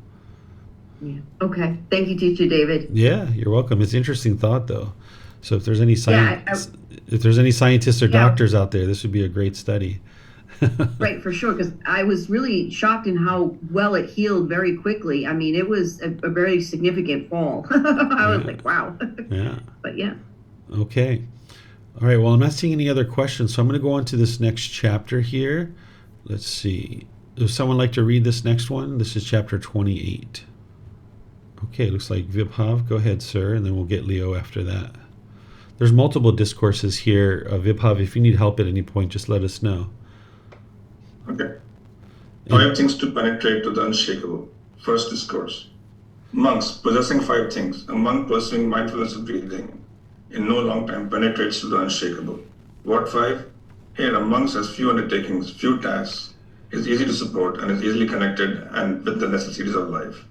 He eats little and is intent on moderation regarding food. He is rarely drowsy and has intent on alertness. He has learned much, remembers that he has what he has learned, and commits what he has learned. Those teachings are good in the beginning, good in the middle, and good in the end, with the right meaning and phrasing, with which proclaim perfectly complete and pure spiritual life. Such teachings as these he has learned much of, retained in mind, recited verbally, mentally investigated, and penetrated well by view. He reviews the extent to which his mind is liberated. Possessing these 5 things, a monk pursuing mindfulness of breathing in no long time penetrates to the unshakable. Okay, now this next one is very similar, so we can just read the parts that are different. Let's see. I think it's this. Which one is different? I think it's this one right here. No, that one's the same. Yeah. Which one is He gets to hear it well, without trouble or difficulty, talk concerned with the holy life that is conducive to opening up the heart. That is, talk on the elimination of desires, on contentment, on solitude, on not getting bound up with others, on arousing energy, on virtuous behavior, on concentration, on wisdom, on liberation, on the wisdom and vision of liberation. Okay, and then the same thing here. There's only one, I think, that's different, which is this one right here. He is a forest dweller who resorts to remote lodgings. Okay, thank you, Vibhav. So here, this is where the Buddha's teachings, you can see that you can't look at them in isolation. You've got to look at them in totality, right? Because here at this particular first discourse, he says, hey, possessing these 5 things, a monk pursuing breathing mindfulness meditation is no long time will penetrate to the unshakable. Meaning that if you possess these 5 things, you'll get to enlightenment soon. And then he says, here's the 5 things that the monk has very few undertakings, right? Very few tasks. You're not like loading yourself up with 20 things on your to-do list in a day-to-day life, and you're not just running around from thing to thing to thing to thing to thing, but you're just handling one thing at a time. Each day you might have 2 or 3 or 4 things, who knows, that you're looking to get done. That you eat in moderation, right? Because you're not indulging in sensual pleasures. That you're rarely drowsy and you're intent on alertness, because as your mind's getting rid of craving, desire, attachment, you're going to notice that you don't have that exhaustion and that tiredness anymore. You'll get sleepy from time to time, but you don't have this exhaustion and tiredness. That you learn much, that you remember what you've learned, and you cultivate this wisdom through investigating the teachings and penetrating them. And then you review to the extent in which your mind is liberated. This is like looking at your own mind and being able to see when you're discontent and knowing like, there's still a craving, desire, attachment there. And let me work on that. Whereas if you avoid that and you don't look at that, then you're not going to get an opportunity to eliminate that. As you're getting closer and closer to enlightenment, remember there's still conceit in the mind, and the mind can experience some discontentedness and be like, nah, that wasn't discontentedness. That's not what that was. Meanwhile, you've been discontent there for a little bit and you're not really looking at it closely. So you need to review to the extent that your mind has been liberated or not, so that you can address it, right? So now if you looked at this discourse in isolation, you think, okay, these are the only 5 things. But now the Buddha's like, oh, here's another 5 things. And they're basically exactly the same, except for this 4th one, right? So this 4th one is essentially also hearing the teachings and practicing the teachings, arousing this energy, being dedicated and diligent, where all the others are the same. And then this 3rd one is another 5 things, right? And if you saw any of these in isolation, you might think that these are the only 5. But in reality, you've got the first 5, and then you've got 2 more, which is essentially 7, right? So there's 7 things here that he's talking about. Here he's talking about a forest dweller who resorts to remote lodgings. What he's talking about here is during his lifetime, in order to train your mind to be comfortable with being alone, they would go into the forest, right? And they would spend an exorbitant amount of time in the forest. And they would come out each day for food, but they would spend time alone. So this would train your mind to not be attached to being with other people.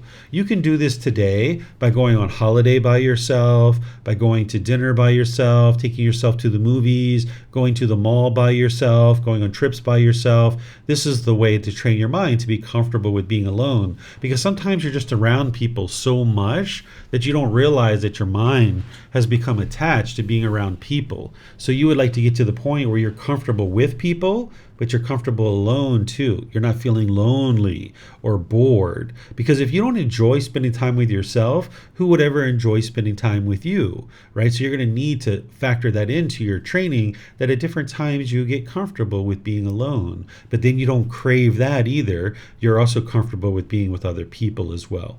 So these are 7 things throughout these discourses that the Buddha is sharing, that if you're cultivating breathing mindfulness meditation along with these 7 things, that you will make your way to enlightenment. And of course, you guys know that there's other things besides these 7. You need to know the Eightfold Path, you need to know all these other things, but that's where the Buddha is talking up here about hearing the true teachings. This is where you're going to gather up all the wisdom that you need to be able to make your way to enlightenment. So let me know what questions you guys have here on this particular discourse. Okay, I'm not seeing any questions. So let's go to chapter 29. Is there someone who would like to read this one? Okay, Mr. Leo. Thank you. The 5 hindrances that weaken wisdom. Amongst there are these 5 obstructions, hindrances, burdens of the mind, states that weaken wisdom. What 5? First, sensual desire is an obstruction, a hindrance, a burden of the mind, a state that weakens wisdom. Second, ill will is an obstruction, a hindrance, a burden of the mind, a state that weakens wisdom. Third, complacency is an obstruction, a hindrance, a burden of the mind, a state that weakens wisdom. 4, restlessness and worry is an obstruction, a hindrance, a burden of the mind, a state that weakens wisdom. 5, doubt is an obstruction, a hindrance, a burden of the mind, a state that weakens wisdom. These are the 5 obstructions, hindrances, burdens of the mind, states that weaken wisdom. Monks, without having abandoned these 5 obstructions, hindrances, burdens of the mind, states that weaken wisdom, it is impossible that a monk with his ineffective and fragile wisdom might know his own wholesomeness, the wholesomeness of others, or the wholesomeness of both, or realize a superhuman distinction in wisdom and vision worthy of the noble ones. Suppose a river were flowing down from a mountain, traveling a long distance with a swift current carrying along much trash. Then, on both of its banks, a man would open irrigation channels. In such a case, the current in the middle of the river would be dispersed, spread out, and divided, so that the river would no longer travel a long distance with a swift current carrying along much trash. So too, without having abandoned these 5 obstructions, hindrances, burdens of the mind, states that weaken wisdom, it is impossible that a monk with his ineffective and fragile wisdom might know his own wholesomeness, the wholesomeness of others, or the wholesomeness of both, or might realize a superhuman distinction in which and vision worthy of noble ones. The followings are the reverse aspects of monks who are void of hindrances. These are the monks who penetrate ignorance, unknowing of true reality, true wisdom, just as a swift current of a river with irrigation channels closed on both of its banks could travel a long distance. Okay, thank you, Leo. So here, these are 5 hindrances that will obstruct you or hinder you from being able to get to enlightenment. And I teach these in the group learning program, where there's central desire, that's the longing, yearning through the 6 sense bases, the ill will, which is the bitterness, the harshness, the hostility, the anger, the hatred, and all those lesser versions like frustration, agitation, and annoyance. And then there's complacency, which is like the dullness, the lethargic condition, the lack of motivation and encouragement, the lack of ambition, that someone's not actively studying the teachings. That's going to hinder you from getting to enlightenment, as are the other 2. The restlessness and worry, that's like the overactivity in the mind, where the mind's worried about all the little individual mistakes that you're making. You're not concerned about it. The mind's worried and restless and overactive. That's going to hinder you. And then doubt. Doubt is the doubt about the teachings and the ability of them to help you attain enlightenment. So by having any of these 5, you're going to actually be hindered in getting to enlightenment. This doubt is not only doubt about the teachings, but doubt about the Buddha, the teachings, the community, your teacher, or your own ability to actually get to enlightenment. So if you have any of these 5 hindrances, they will obstruct you from getting to enlightenment. And then the Buddha gives you an analogy here about a river flowing, how it kind of spreads out the strength and the power by opening up this channel, right, where now the current isn't so strong. And it's the same thing that if you have any of these 5 hindrances, your wisdom isn't real strong because your mind's going to be shaken up. And if you've experienced any of these, which on your way to enlightenment you will, right, everybody in the unenlightened state has these first 2.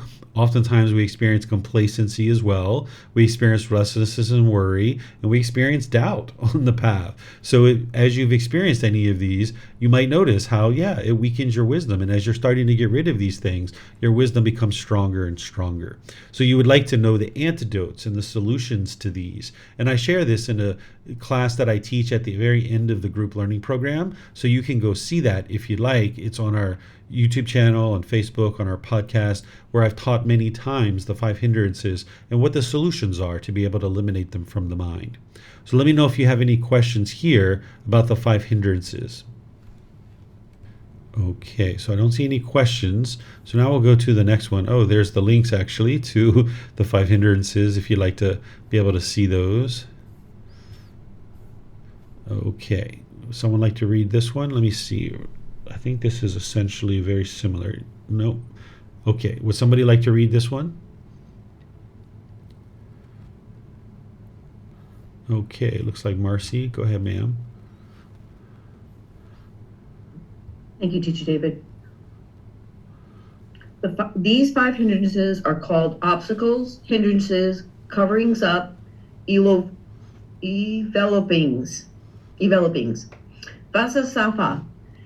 It is just as if this river, Akavati, were full of water so that a crow could drink out of it, and a man should come along wishing to cross over, to get to the other side, to get across, and were to lie down on this bank, covering his head with a shawl.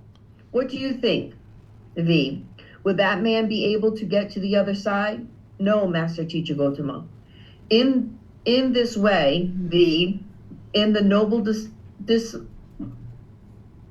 discipline, these 5 hindrances are called obstacles, hindrances, coverings up, envelopings, which the hindrances of sensual desire, of ill will, of complacency, of restlessness and worry, and of doubt. And these 5 are called obstacles, hindrances, cover-ups, envelopings. And these Brahmins learned in the 3 Veridays are caught up, confined in, obstructed, entangled in these 5 hindrances. But that such Brahmin learned in the 3 Veridays, who persistently neglects what a Brahmin should do, and persistently do what a Brahmin should not do, and who are caught up, confined, obstructed, entangled in these 5 hindrances, should attain after death, at the breakup of the body to union with Brahma, God, that is just not possible. Okay, thank you, Marcy. So here, the Buddha is once again just highlighting the five hindrances, that this is going to block you from getting to enlightenment. Ultimately, what he's talking about here in this analogy is like laying down on the side of a bank and covering yourself up with a shawl. You're not going to get to the other side of the bank because it's hindering you. You're blocked. You're not actually making real effort to get rid of that and move across the river. You're just staying there being hindered. So you're going to need to get rid of these five hindrances if these exist in the mind. But then ultimately he's talking here about these Brahmin because they're studying what's called the Vedas. These are like the original text of the Brahmin tradition that's teaching them about what they should or shouldn't be doing as a Brahmin. And their ultimate goal as a Brahmin is to have this union with God. And what the Buddha is saying, well, if you have these five hindrances, when you die, you're not going to be able to have this union with God, because part of who he was teaching was the Brahmin. Even though they were doing rites, rituals, ceremonies, and worship, and they weren't really dedicated students the way his ordained practitioners were, they were still learning some things from him. So he would occasionally be teaching to the Brahmin things like this.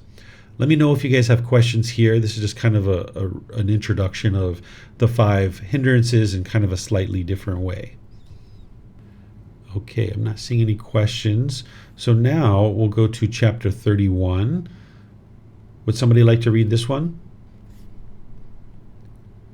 Okay, Vibhav, go ahead, sir. Let me just check something. Yeah, okay. Then the Tathagata guides him further. When Agavesana, the noble disciple, possesses mindfulness and full awareness, then the Tathagata guides him further. Come, monk. Resort to a secluded resting place, the forest, the foot of a tree, a mountain, a ravine, a hillside cave, a charnel ground, a jungle thicket, an open space, a heap of straw. He resorts to a secluded resting place, the forest, the foot of a tree, a mountain, a ravine, a hillside cave, a charnel ground, a jungle thicket, an open space, a heap of straw. On returning from his alms round, gathering food, after his meal he sits down, folding his legs crosswise, setting his body erect, and establishing mindfulness before him.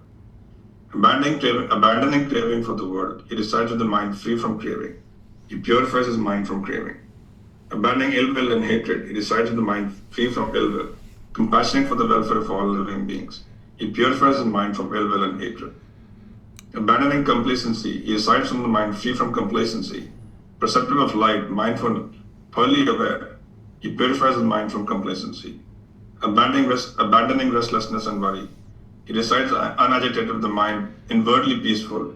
He purifies his mind from restlessness and worry. Abandoning doubt, he decides from having gone beyond doubt, confident about wholesome states. He purifies his mind from doubt. Having thus abandoned these five hindrances, imperfections of the mind that weaken wisdom, he decides reflecting on the body as a body, dedicated, fully aware and mindful, having put away craving and grief for the world. He decides reflecting on feeling as feelings, mind as mind, mental objects as mental objects, dedicated, fully aware and mindful, having put away craving and grief for the world. Then the Tathagata guides him further. Come, monk, recite reflecting on the body as body, but do not think thoughts connected with the body. Recite reflecting on feeling as feeling, but do not think thoughts connected with the feelings. Decide reflecting on mind as mind, but do not think thoughts connected with the mind. Decide reflecting on mental objects as mental objects, but do not think thoughts connected with mental objects. With the subsiding of thinking and pondering, by gaining inner tranquility and openness of mind, oneness of mind, he enters and resides in the second jhana, which is without thinking and pondering, based in concentration, filled with excitement and joy. Furthermore, the Buddha explains the third jhana, the fourth jhana, the remembering of past life, the divine eye, the third eye, the destruction of the attains, and enlightenment, according to the standard Pali reference. Thank you. Okay, thank you, Vibhav. So again, the Buddha here is calling out the five hindrances and helping you to understand that these need to be eliminated. This first one of craving, this is the central desire. Then we've got ill will, complacency, restlessness and worry and doubt. So he's talking about the five same hindrances and helping you to understand that you need to eliminate those.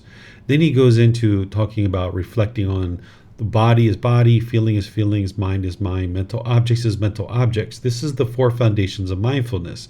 This is something that you're going to need to be able to develop in order to actually eliminate the 5 hindrances. Because by having that mindfulness developed, you'll be able to observe when these 5 hindrances are arising in your mind so you can take action to eliminate them. Then the Buddha is here talking about, again, the 4 foundations of mindfulness, reflecting on the body as body, but do not think about thoughts connected with the body. This is for those of you guys out there that are familiar with body scanning and you're just maybe attached to that and holding on to that. You can see here that the Buddha is not teaching that. He doesn't teach you to think about every little body part. That's what he's describing here, is that this body as body is understanding the bodily sensations that are arising prior to the discontentedness. If there's craving in the mind, then there's going to be that early warning system that the body's experiencing bodily sensations, and that's what you're supposed to be focusing in on with your mindfulness, but not about each individual little body part in this particular meditation of breathing mindfulness meditation. And then he talks about all the other things here as well. And this is what's going to ultimately help lead into the jhanas, so that you can get into those enhanced qualities of mind that you're experiencing at all times during your day, not just during meditation, but at all times during your day. So let me know what questions you guys have here on this one. This is just another kind of retelling of the 5 hindrances and kind of a little bit added information with that. So it looks like, Viphav, do you have a question, or is that up from before? Oh, okay. So Alberto, you have a question? Go ahead, sir.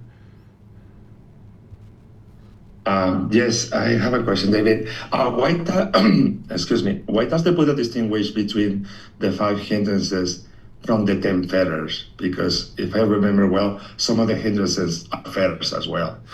Yeah, the Buddha has a way of kind of recasting things that all the 10 fetters, if you have any of those in there, those are going to hinder you from getting to enlightenment. But he tends to kind of regroup his teachings here and there in order to really get you to hone in and focus in on certain aspects of the teachings and how to get to enlightenment. So out of these 5 hindrances, all of them except one is actually a fetter. And this complacency is not an actual fetter. So you'll notice that when he's talking about, like, okay, what's going to hinder you from eliminating these 10 fetters, because that's how you get to enlightenment? Well, it's all of these things, and 4 of them happen to be fetters, but then there's this complacency which is added, right? Because that, if you have that, that's going to hinder you from investigating the teachings and cultivating the mind and actually eliminating the fetters. So it's just kind of like a retelling, a regrouping of his teachings to be able to really hone in on something very specific, like a certain hindrances that are going to block you or obstruct you from doing all the other work you need to do in order to get rid of those 10 fetters.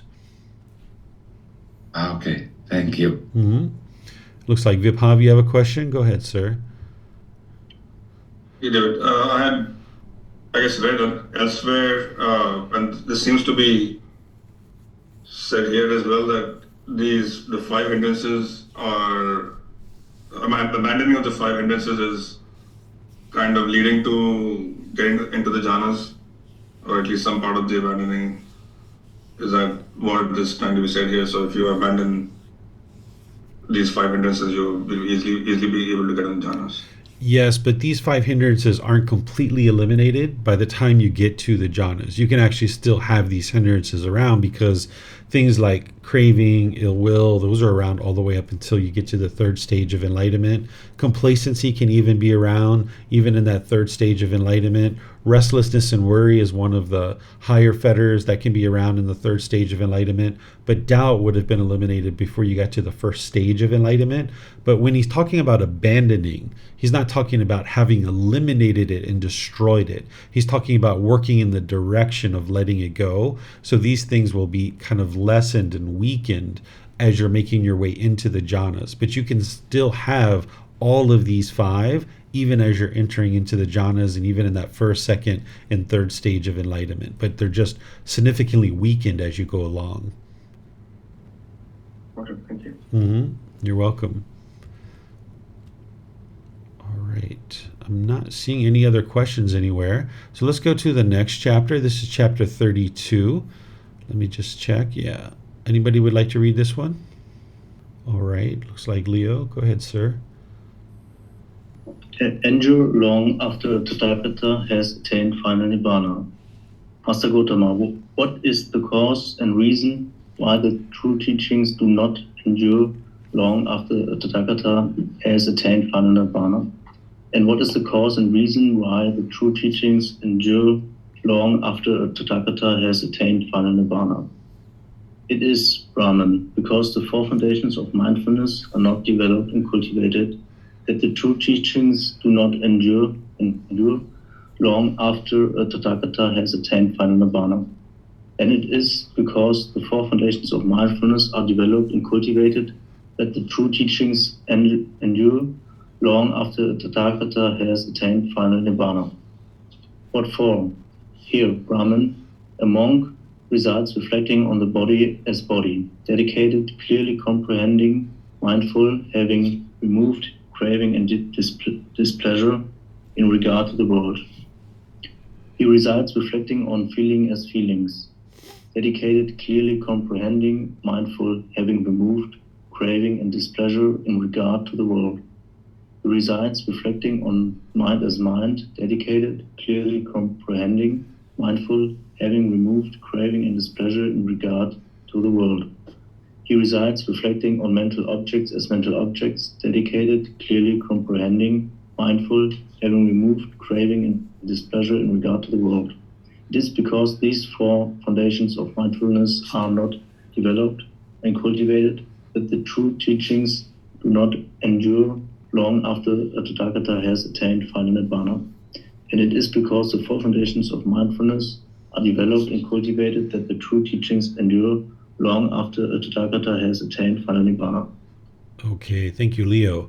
So this chapter is in here because we're talking about breathing mindfulness meditation in this book, and the four foundations of mindfulness are cultivated through breathing mindfulness meditation.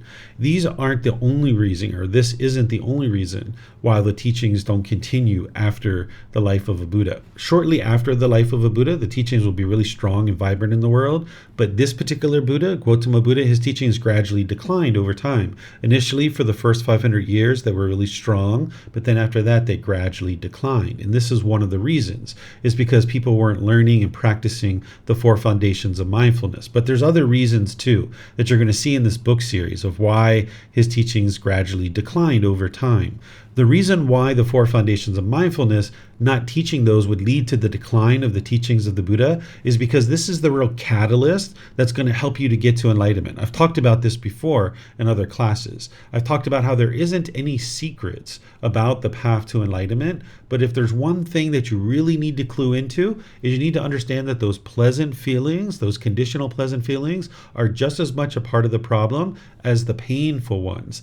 And you need to be aware of those bodily sensations that are alerting you that discontentedness is about to arise. Because if you keep allowing the mind to form a conditioned feeling and it gets to that second foundation of mindfulness, okay, that might be where you're at in your practice right now. But if you keep allowing your mind to stay wired that way, where it keeps experiencing conditioned feelings, you'll never actually transform your mind. You've got to understand these bodily sensations. That's the early warning system that you're cutting off and letting go at the bodily sensations. And that's the real catalyst or the catapult that's going to help you to actually get to enlightenment. All these other things are highly important for you to learn and develop, like all the meditations and the Eightfold Path and right speech and all these other things. You wouldn't be able to get to enlightenment without those things either.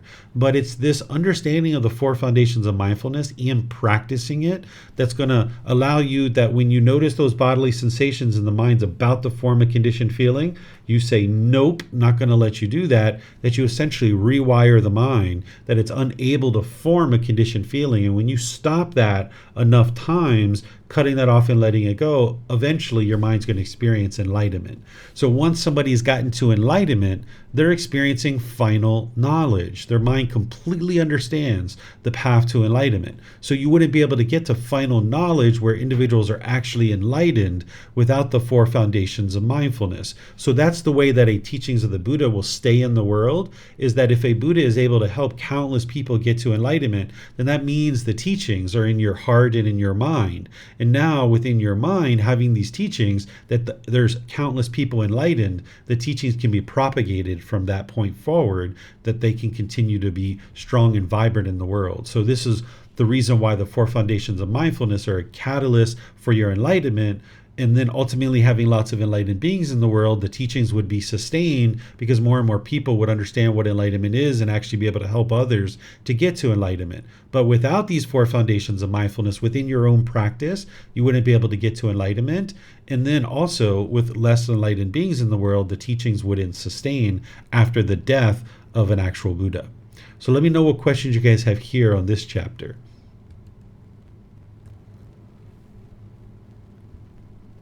Okay, I don't see any questions anywhere. So now we'll go to the very last chapter for today. We actually made it 14 chapters in one day. I think this is the most. Oh, we're on number 33. Sorry, I thought we were on 34 already. Let me see what this one is actually. This one is honing in on the 4 foundations of mindfulness again, actually. So I don't think we need to read this one because this is a really long one. The Buddha is just basically talking more about the 4 foundations of mindfulness and how this is really important to get to enlightenment. So if you guys have questions on that one, let me know. But let's finish it with this one, chapter 34. Would someone like to read this one? Okay, looks like Marcy. Go ahead, ma'am. Thank you, Teacher David. Do concentration in the morning, in the middle of the day, and in the evening. Monks, possessing 3 factors.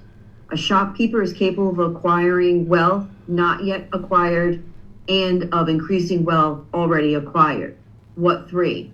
Here, a shopkeeper diligently applies himself to his work in the morning, in the middle of the day, and in the evening.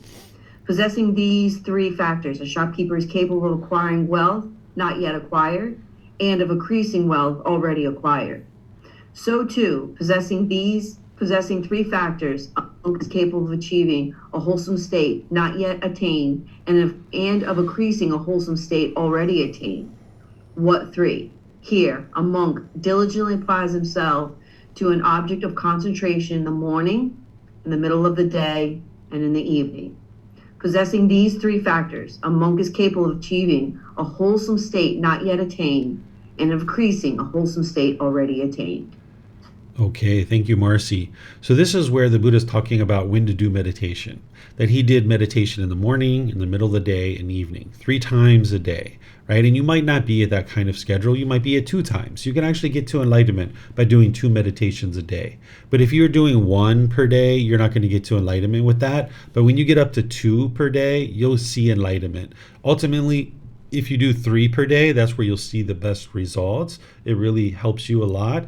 But even getting 2 per day is going to make significant progress. And here the Buddha is helping you to be able to see this by talking about this shopkeeper. Because, when people are learning how to get to enlightenment, they might not be familiar with the teachings of how to get to enlightenment, but they understand maybe day-to-day activity as a business owner or a shopkeeper. In order to have your store really flourish, you would need to apply attention and diligence in the morning, in the middle of the day, in the evening. And now your shop, your business can really prosper. You can have all this extra wealth. Well, the same thing is true when it relates to developing the mind through breathing mindfulness meditation. That's what he's talking about this object of concentration in the morning, middle of the day, in the evening. And this is what's going to help you to develop the wholesome states and to increase the wholesome states that are already there, and you're working towards attaining more and more improvement to the condition of the mind.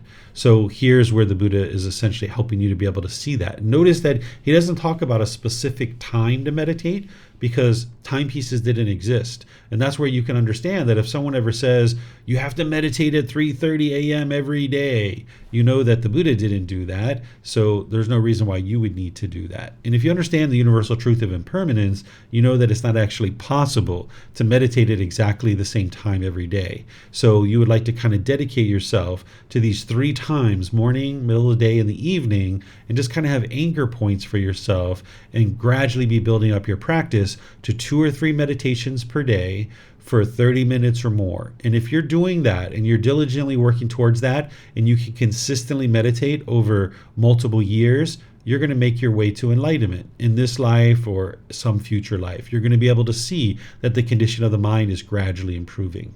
So let me know if you have any questions on this chapter or the previous chapter that we didn't read.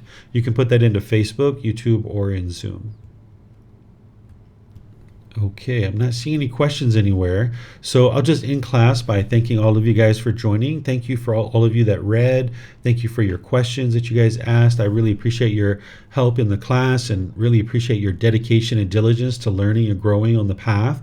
Next week, we're going to be starting a new book, Volume 8, which is The Foremost Householder. This is a collection of teachings for household practitioners. Ordained practitioners would benefit from learning these as well, because there's things in there that they're going to need to practice as well. And then also as an ordained practitioner, they would need to teach these things to household practitioners as well. So this actual book, even though it's called The Foremost Householder, it's still wisdom that's going to help you to be able to get to enlightenment. So we're going to do chapters 1 through 10. So if you guys would like to read those ahead of class, that will help you to be able to be prepared for the actual class. Tomorrow in our group learning program, I'm going to be in chapter 15 of volume 1. This is titled True Love, Love Without Attachment. This is where you're learning about what is true love and how to actually practice it. So if any of you guys would like to attend that, I'm going to be teaching at 9 a.m. and 9 p.m. Thai time. And then next week, I'm going to be teaching a class here in Chiang Mai of Foundation and the Path to Enlightenment. And I'm going to be sharing that like I normally do the first full week of every month. And then in about a week and a half or so, I'm going to be traveling to California to spend time with Vibhav and his family. And I'm going to be teaching there. I'm going to be teaching the Introduction to the Path to Enlightenment in the Foundation and the Path to Enlightenment course. So if you're in the area of California, San Francisco area, you'll see that there's classes there that you guys can attend, and those are going to be live streamed as well, so you can always attend that way as well. So I'm going to be teaching on a time zone that I don't normally teach on, so you might actually be able to benefit from attending the classes that are actually going to be taught from that particular time zone. So again, thank you all for joining, and perhaps I'll see you guys in one of these future classes. Be well and take care. Sawadee krap. Thank you for listening to this podcast. To provide support for this podcast, visit patreon.com/support Buddha. To access more teachings, visit buddhadailywisdom.com. There, you will discover a full range of courses, retreats, and online resources to assist you on the path to enlightenment. Remember to establish a daily, consistent meditation practice, along with learning and practicing these teachings. A well-developed meditation practice is the foundation in which to train the mind to attain enlightenment.